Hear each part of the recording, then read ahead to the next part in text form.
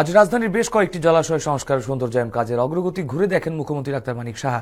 এদিন মুখ্যমন্ত্রী কাজের অগ্রগতির খোঁজ খবর নিয়ে গুণগত মান বজায় রেখে নির্দিষ্ট সময়ে কাজ শেষ করার নির্দেশ দেওয়ার পাশাপাশি মুখ্যমন্ত্রী বলেন, শুধুমাত্র জল সংরক্ষণের জন্যই নয়, পরিবেশের ভারসাম্য রক্ষা এবং নাগরিকদের জন্য পরিচ্ছন্ন মনোরম পরিবেশ গড়ে তুলতে পুকুরগুলি গুরুত্বপূর্ণ ভূমিকা পালন করে।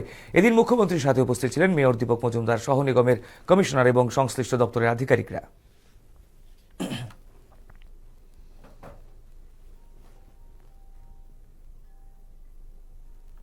আমরা ডিসিশন নিলাম, আমি বলেছিলাম আমাদের মেয়র সাহেবকে যে এটাকে যেভাবেই হোক আমরা অন্যান্য যেসব পুকুরগুলো আছে যেভাবে আমরা পুনরুদ্ধার করেছি এটাকে করা উচিত। প্রথমে হয়তো বা এখানকার যারা আমার বিধানসভাতেই পড়ে তো অনেকে এতদিন ধরে অভ্যেস হয়ে গেছিলো যে এইভাবেই বুঝি জীবন, কিন্তু আমরা জানি যখন পুকুরটা আবার পুনরুদ্ধার যেহেতু হচ্ছে তাতে করে এখানকার যারা বাসিন্দারা আছেন তাদের জন্য কিন্তু একটা পরিবেশ হবে।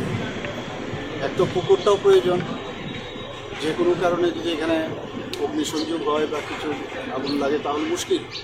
একটা জলাধার হচ্ছে, পাশাপাশি এটা একটা চারিদিকে ওয়াকিংয়েরও ব্যবস্থা রয়েছে, কেউ মর্নিং ওয়াক ইভিনিং ওয়াক করবে।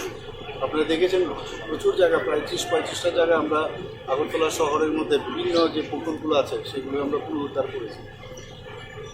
মানে এলাম আজকে কি কাজের গতি কি দেখতে এসেছি, তো আমার মনে হলো একটু স্লো আছে। আমি যারা অফিসাররা আছেন তাদেরকে বলেছি আমি যত তাড়াতাড়ি সম্ভব এটাকে কাজটা কমপ্লিট করা।